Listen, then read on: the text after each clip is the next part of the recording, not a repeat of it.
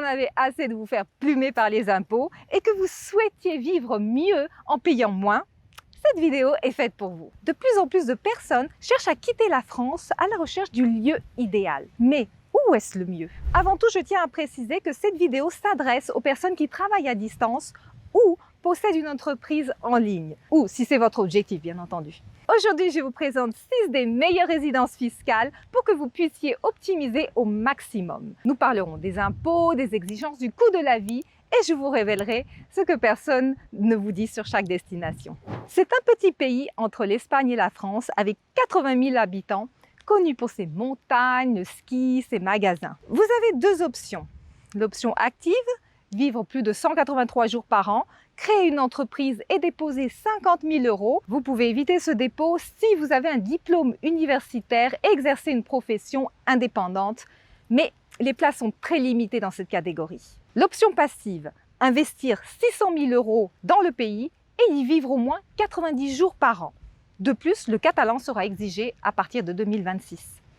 Pour les logements, vous pouvez trouver des appartements très simples, pas trop coûteux, à partir de 650 € par mois, comme un studio ou une chambre, et jusqu'à 10 000 € par mois pour des maisons très bien équipées. Cependant, il y a très peu d'offres immobilières, ce qui rend les recherches assez difficiles et les prix ont beaucoup augmenté ces dernières années.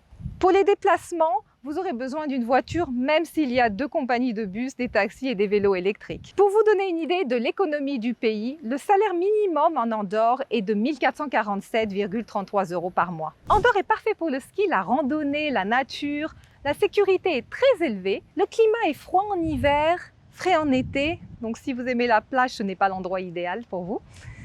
Il y a peu d'options de loisirs, comme dans les grandes villes.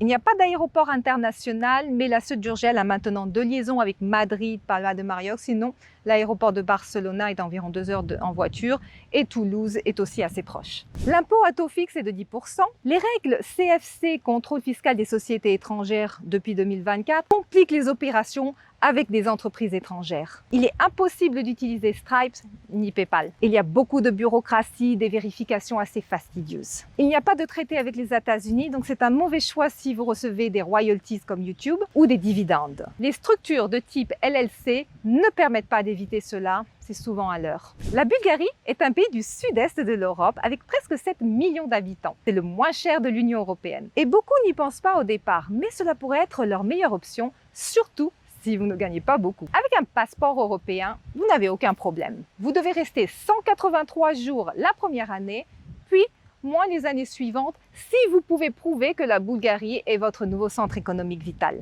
Vous avez des logements ultra économiques dans les villages ou près de la mer Noire à partir de 250 € par mois. À Sofia, on trouve des appartements simples à 400 € et jusqu'à 1 000 € par mois pour des logements bien équipés et meublés. Les charges et les courses sont très basses. Par exemple, une connaissance vit seule dans un grand appartement à 330 € par mois et paye moins de 100 € par mois pour manger à l'extérieur. Les transports également sont de 10 € par mois et la ville est très accessible à pied. Donc malheureusement, l'anglais est très peu parlé en Bulgarie. La monnaie est locale.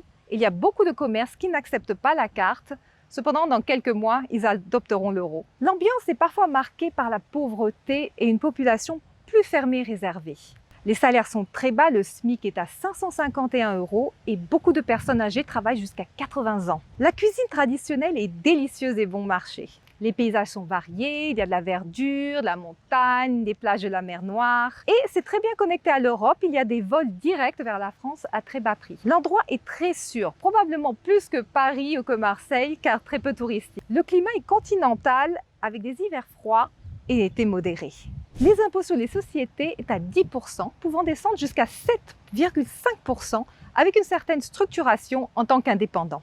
L'impôt sur les revenus est de 10%. Pendant, il y a des règles CFC très strictes. Bulgarie fait partie de l'Union européenne, donc l'ouverture de comptes bancaires étrangers est assez facile. Cependant, il y a des restrictions sur certaines activités, comme celle de la page bleue. Dubaï est une ville ultra moderne aux Émirats arabes unis, où plus de 85% des habitants sont étrangers. Cette ville est célèbre pour son luxe, ses gratte-ciel, le désert et son côté « tout est possible ».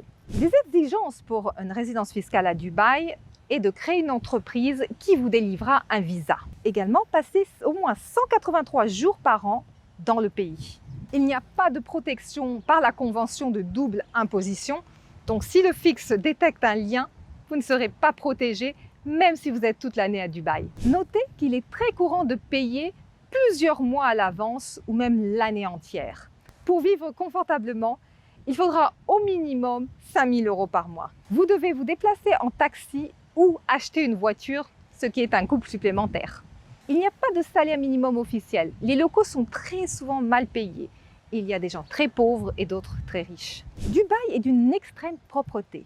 Le service client est excellent. Il y a des activités variées à toute heure. Tout ce que vous voulez est disponible immédiatement, comme Amazon par exemple. Il y a un aéroport avec des vols directs vers la France et le reste du monde. C'est une des villes les plus sûres du monde. Cependant, les températures sont extrêmes et la qualité de l'air très mauvaise. Il n'y a pas d'espace naturel, tout est à l'intérieur. La plupart des résidents partent après 2-3 ans. C'est un lieu plutôt temporaire. L'impôt sur les sociétés est à 9% à partir de 100 000 €. Il y a 0% d'impôt sur le revenu personnel, mais attention aux abus, c'est très encadré. La comptabilité est coûteuse et très stricte. Il n'y a pas d'entreprise offshore et la loi de la charia est à respecter strictement. Il n'y a pas de traité avec les États-Unis. Stripe est disponible, mais avec de mauvaises commissions. Il y a des restrictions sur certaines activités et les banques locales peuvent fonctionner, mais la résidence est grise pour les banques, compliquant l'ouverture de comptes à l'étranger.